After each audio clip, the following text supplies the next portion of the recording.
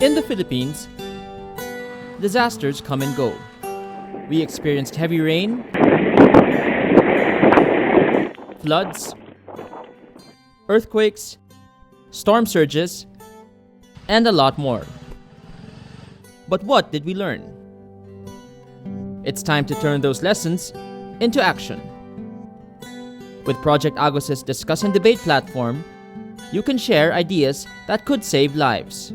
Go to the microsite by typing in rappler.com/projectagos. Once on the page, locate and click Discuss and Debate.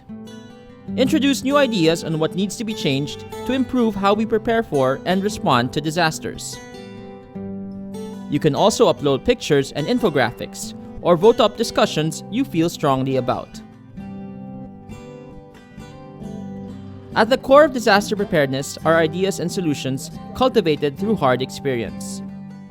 Through this platform, you can ensure that these ideas will be heard. Together, let us learn from the previous disasters and help build a more resilient Philippines.